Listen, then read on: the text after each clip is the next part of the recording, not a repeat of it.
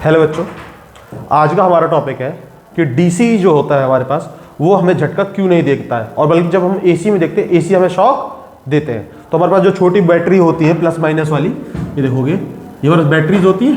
DC battery के अंदर क्या स्टोर होता है? डीसी चार्ज स्टोर होता है। ठीक है, क्या स्टोर होता है? डीसी है हमारे पास डायरेक्ट करंट। तो एक एप्लीकेशन ये भी है कि ऐसी कौन सी सप्लाई है जिसको स्टोर किया जा सकता है। तो याद रखना, हम डीसी को स्टोर कर सकते हैं और एसी को स्टोर नहीं कर सकते। अगर जब डीसी स्टोर होती है तो बैटरीज के अंदर स्टोर होती है। किसके अंदर स्टोर होती है? बैटरीज के अंदर स्टोर होती है। बट हम ये देखते हैं कि जो बैटरीज होती हैं वो हमें झटका, जब हम उसके पोल्स को टच करते हैं, ये प्लस और माइनस दोनों जो पोल्स है हमारे पास, ये कैथोड, सॉरी ये एनोड और ये कैथोड। जब हम एनोड और कैथोड टर्मिनल्स को टच करते हैं और एक साथ, चाहे हम एक एक करके टच कर लें चाहे दोनों को एक साथ टच कर लें, तो हमें झटका नहीं मिलता। अब बहुत से लोगों के दिमाग में कंफ्यूजन ये रहती है कि जो छोटी सी बैटरी होती है उसमें चार्ज कितना होता है। बट ऐसा नहीं है। आप चाहे आप बैटरा जो होता है, जो हमारे घर में इन्वर्टर की बैटरी होती है जिसको हम बैटरा बोलते हैं, अगर आप उसे भी टच करोगे दोनों हाथों से एक साथ, तब भी आपको झटका नहीं लगेगा। तो हमें आज यही पढ़ना है कि जो डीसी है वो हमें झटके क्यों नहीं देती, बट एसी जो है वो हमें शॉक्स देती है। तो याद रखना, इसके पीछे का एक मेन कॉन्सेप्ट है करंट। याद रखना, आपको कभी भी अगर इलेक्ट्रिक शॉक लगेगा, उस इलेक्ट्रिक शॉक के पीछे का जो मेन रीजन है, इलेक्ट्रिक शॉक के पीछे का जो रीजन है वो हमेशा इलेक्ट्रिक करंट होगा। कौन होगा? Electric current. क्या होगा? इलेक्ट्रिक करंट होगा। तो इलेक्ट्रिक करंट तो एसी के अंदर भी होता है, डीसी के अंदर भी होता है। तो हम आगे आने वाली वीडियो में पढ़ेंगे कि हमें इलेक्ट्रिक करंट से ही झटका क्यों लगता है, हमें वोल्टेज वगैरह से क्यों नहीं लगती, कि वोल्टेज ज्यादा होनी चाहिए कम होनी चाहिए। तो याद रखना, जब भी आपको शॉक लगने के पीछे का कारण होगा या रीजन होगा, हमेशा इलेक्ट्रिक करंट होगा। तो हम कुछ एक टेबल है मैंने यहां पर बनाई हुई है, इस टेबल को समझ लेते हैं ताकि हम उस टॉपिक को समझ सकें इलेक्ट्रिक करंट से। तो याद रखना, ये हमारे पास करंट है जो कि एम्पियर्स में, मिली एम्पियर्स में, और यहाँ पर इस करंट, ये करंट अगर हमारी बॉडी के अंदर से पास होता है तो हमें क्या इफेक्ट या हम किस तरीके का बिहेवियर शो करेंगे इस करंट पर, तो वो मैंने डाल रखा है यहाँ पर। हमारे पास शुरुआत में अगर ह्यूमन बॉडी के अंदर से 1 मिली एम्पियर करंट पास किया जाए, कितना पास किया जाए?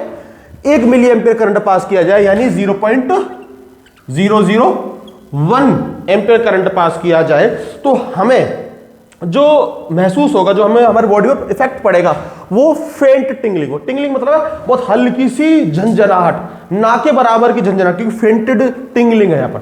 तो बहुत हल्का सा महसूस, ये भी कह सकते हो, हमें शायद हो सके तो महसूस भी ना हो कि हमें हमारे अंदर की बॉडी से 1 मिली एम्पियर करंट पास हुआ भी है। अगर हमारी बॉडी के अंदर से 5 मिली एम्पियर करंट पास हो तो हमें हल्का हल्का शॉक मिलने लगेगा, हमें हल्का हल्का झटके लगने लगेंगे, और वो झटके हमें महसूस भी होंगे और साथ में हमारी बॉडी के अंदर पेन भी डेवलप करेंगे और वो थोड़े डिस्टर्ब भी करेंगे। तो यानी अगर हमारी बॉडी के अंदर 5 मिली एम्पियर करंट पास होता है तो हमें वो शॉक्स भी देगा और पेनफुल एंड डिस्टर्ब भी करेगा। अगर करंट की वैल्यू 6 मिली एम्पियर से लेकर 25 मिली एम्पियर तक है, अगर करंट की वैल्यू 6 मिली एम्पियर से लेकर 25 मिली एम्पियर तक है, तो बॉडी पर जो इफेक्ट होगा वो क्या होगा कि हम अपनी बॉडी का कंट्रोल लूज कर जाएंगे। क्या कर जाएंगे? बॉडी का कंट्रोल लूज कर जाएंगे। यानी 6 मिली एम्पियर से 25 मिली एम्पियर के बीच अगर करंट फ्लो होता है तो क्या होगा? मस्कुलर कंट्रोल लूज हो जाएगा और यहां पर जो शॉक होगा वो बहुत ज्यादा पेनफुल होगा। और याद रखना, ये जो टॉलरेंस है ये विमेंस की है। किसकी है? विमेंस की टॉलरेंस लिमिट होती है। बॉयज की जो टॉलरेंस लिमिट है, मैन में जो टॉलरेंस लिमिट होती है करंट के प्रति, वो थोड़ी ज्यादा होती है। तो एक तरीके से हम ये कह सकते हैं कि लड़कियों की जो टॉलरेंस पावर होती है वो लड़कों से कम होती है। ठीक है, और ये सबको पता है कि लड़कों की टॉलरेंस पावर थोड़ी ज्यादा होती है। लड़कियां बिदक जाती है, किसी ने ज्यादा अच्छा मेकअप लगाया है तो थोड़े उस बात पे बिदक जाएंगी, पर लड़कों में क्या है? भाई ये सब अपने। ठीक है, ये 9 मिली एम्पियर से 30 मिली एम्पियर के बीच में, इसको फ्रीजिंग करंट कहा जाता है। क्या कहा जाता है? यानी यहां पर मस्कुलर कंट्रोल लूज कर देंगे। फ्रीजिंग करंट का मतलब यह है कि यहां पर हमारी बॉडी क्या हो जाएगी? एक तरीके से फ्रीज अनुभव करेंगे, बॉडी फ्रीज हो जाएगी। ठीक है, और यहां पर लेट गो रेंज भी इसे कहा जाता है। अगर करंट बॉडी के अंदर 50 मिली एम्पियर से 150 मिली एम्पियर पास हो रहा है तो हमारी बॉडी एक्सट्रीम पेन फील करेगी। क्या करेगी? Extreme pain. हमारी रेस्पिरेटरी अरेस्ट में, यानी हमें सांस लेने में दिक्कत होती है, एक साथ क्या हो जाए, रेस्पिरेशन रुक जाएगा, हमारा रेस्पिरेटरी अरेस्ट आ सकता है। यहां पर सीवियर मस्कुलर कॉन्ट्रैक्शन, यहां पे हमारी मसल जो है वो कॉन्ट्रैक्ट हो सकती है बहुत तेजी से, अगर इतना करंट हमारी बॉडी के अंदर से पास हो जाए। अगला है 1 एम्पियर से 4.3 मिली एम्पियर तक, अगर ये करंट पास होता है तो हमें क्या आ सकता है, वेंट्रिकुलर फिब्रिलेशन हो सकता है हमारा, ठीक है। जो आर्टरीज और वीन्स होती है ना, वेंट्रिकुलर्स होती है, वो है, ये वेंट्रिकुलर फिब्रिलेशन हो सकता है। अगर हमारी बॉडी में करंट 10 एम्पियर के आसपास हो जाए तो ये कार्डियक अरेस्ट, कार्डियक अरेस्ट मतलब सीधा आपका हार्ट फेलियर हो सकता है। क्या होता है ना, हार्ट फेलियर, आपकी स्किन जो है, जो मसल्स है वो डैमेज हो जाएंगी, डैमेज होता है वो जल सकती है अंदर से। अगला है और इट लीड टू डेथ, यानी यहां से आपकी क्या हो सकती है, डेथ हो सकती है। तो इस टेबल का ही में सबसे ज्यादा यूज होगा इस कॉन्सेप्ट को समझने की, यानी हमें यह पता चल गया अगर हमारी बॉडी के अंदर से करंट पास होता है, जो बैटरीज होती है वो हमें करंट महसूस क्यों नहीं होता, ठीक है। आइए, इसके पीछे का जो मेन रीजन है वो है ओम्स लॉ, ये भी याद रखना, ओम्स लॉ ही तुम्हें बता देगा, ये कहोगे ये ओम्स लॉ बड़ी जगह यूज होता है जी, ओम्स लॉ बहुत इंपॉर्टेंट लॉ है, कई जगह यूज होगा चीजों को एक्सप्लेन करने के लिए। हमें ये तो पता चला इलेक्ट्रिक करंट ही डिसाइड करेगा कि आपको शॉक फील होगा या नहीं होगा, जो हमारे घर में बैटरी होती है। तो हमारे पास देखें तो जो बैटरी हो, तो सबसे कॉमन 12 वोल्ट की बैटरी होती है हमारे पास, डीसी होती है नहीं होती, प्लस माइनस। अगर मैंने माने चलो यहां से भी टच कर दिया, यहां से भी टच कर लिया, एक हाथ यहां से और दूसरे हाथ से ये भी टच कर लिया, तब भी मुझे झटका नहीं लगता। क्यों नहीं लगता, ये बताएगा ओम्स लॉ। ओम्स लॉ का फॉर्मूला क्या है, I = V अपॉन में R, वैसे फॉर्मूला हमारे पास V = IR है, तो यहां से I की वैल्यू आ जाएगी I = V अपॉन में R। तो यानी करंट क्या होता है, वोल्टेज अपॉन रेजिस्टेंस। तो जो ह्यूमन बॉडी का जो रेजिस्टेंस होता है वो अलग अलग है, अगर आप अलग अलग बॉडी पार्ट्स से टच करते हो तो, जैसे मैंने यहां पर लिख दिया है, और याद रखना ये रेजिस्टेंस जब है जब आपकी बॉडी ड्राई हो, क्योंकि वेट के लिए रेजिस्टेंस डिक्रीज हो जाता है, ठीक है। When touch from finger and, जब हम अपनी उंगलियों के एंड से अगर टच करते हैं ना किसी इलेक्ट्रिक वायर को, तो उस समय हमें जो करंट एक्सपीरियंस होगा, उस समय बॉडी का जो रेजिस्टेंस होगा वो 40,000 से लेके अबाउट 1 लाख 10 लाख ओम के आसपास होगा, ठीक है। 40,000 से 10 लाख ओम के बीच में होगा।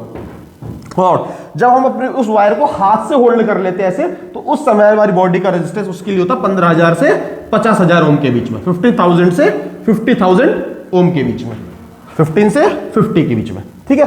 तो बस यही है। अगर माने चलो देखो यहां पर बैटरी है मेरे पास, बैटरी की वोल्टेज मैंने कितनी ली है, 12, रेजिस्टेंस मेरी बॉडी का कितना है, मैं मिनिमम लेके चल रहा हूं, शुरुआत में इतना भी ले रहा, मैं कितना ले रहा हूं, 40,000 ले लेता हूं। 40,000 भी अगर आपको बहुत ज्यादा लगे तो मैं 15,000 ले लेता हूं, कितना ले लेता हूं, 15,000 ले लिया,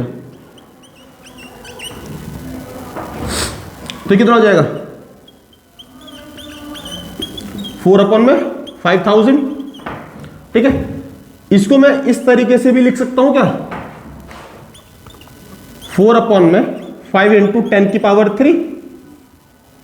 अब इसको ऊपर ले आओ तो ये हो जाएगा 4 अपॉन में 5 × 10 की पावर -3, और इसे अगर मैं काट दूं तो ये मेरे पास कितना आ जाएगा, 8 × 10 की पावर 0.8, तो 0.8 × 10 की पावर -3 है या नहीं है, एम्पियर। और ये करंट जो है 1 मिली एम्पियर से भी कम हो गया, नहीं हो गया, तो ये तो देखो कितना, 1 मिली एम्पियर से भी कम है। और यहां पर मैं क्या होगा, फेंट टिंगलिंग, यानी कोई इफेक्ट ही हमें महसूस नहीं होगा कि हमें करंट लग भी रहा है या नहीं लग रहा। तो अब देखो अगर मैं बैटरी की वोल्टेज बढ़ा दूं, मैं 12 वोल्ट कर देता हूं, करंट = V अपॉन में R, वोल्टेज मेरे पास 24 है, इस बार रेजिस्टेंस 15,000, वही ले लेता हूं, इसे काटे हम तो ये मेरे पास कितना जाएगा, 24 अपॉन में 15 × 10 की पावर -3। अब आप इसे काट लो,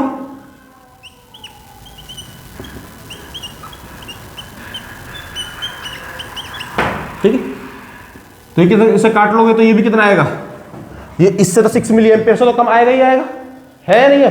तो अब मैं यहां पर भी क्या होगा, कुछ भी महसूस नहीं होगा एक तरीके से, क्योंकि ये इसी के बीच में आ रहा है रेंज, तो यहां पर भी हमें कोई शॉक महसूस नहीं होगा। बट अगर बैटरी की वोल्टेज 220 हो जाए, कितनी, 220,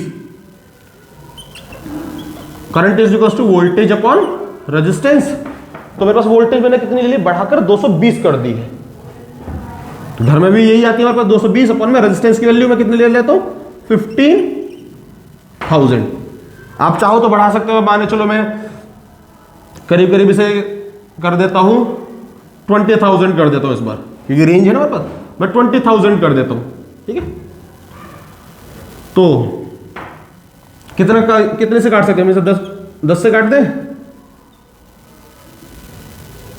सॉरी 10, ये हो जाएगा मेरे पास 220 है 22,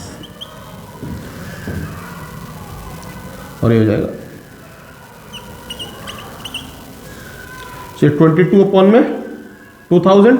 इसको मैं इस तरीके से लिख सकता हूं, या यहां लिख देता हूं, ज़्यादा अच्छा रहेगा। 22 अपॉन में 2 इंटू 10 की पावर 3, यानी 11 इंटू 10 की पावर -3, यानी ये हमारे पास कितना आ गया 11 मिली एम्पियर। कितना आ गया 11 मिली एम्पियर, यानी 6 मिली एम्पियर से 25 मिली एम्पियर के बीच में है। तो हमें क्या मिलेगा, तो ये हमें थोड़ा सा झटका देगा ना, तो और देगा 220 वोल्ट जाने लगता है, बहुत तगड़ा झटका लगता है उस समय वो में। तो यानी जितनी ज़्यादा वोल्टेज बढ़ती चली जाएगी, और रेजिस्टेंस भी ध्यान रखना, हमारी बॉडी का रेजिस्टेंस अलग अलग फैक्टर्स पर डिपेंड करता है, हमारी अलग अलग बॉडी पार्ट्स से अलग अलग रेजिस्टेंस होगा। तो ये इससे हमें ये पता चलता है कि हमें जो डीसी बैटरीज होती है, जो सेल्स होते हैं, उससे हमें शॉक क्यों नहीं लगता। और वहीं पर अगर हम वोल्टेज बढ़ाते चले जाए 220 वोल्टेज 440, ठीक है, इस तरह 11 kV हो जाए, तो वहां पर वोल्टेज बहुत ज्यादा है, जिसकी वजह से क्या हो, हमें शॉक महसूस होते हैं। ठीक है, तो पता चलेगा हमें छोटी छोटी जो बैटरीज होती हैं उससे झटके क्यों नहीं लगते। ओके, इसे एक बार नोट डाउन कर लीजिए। ओके।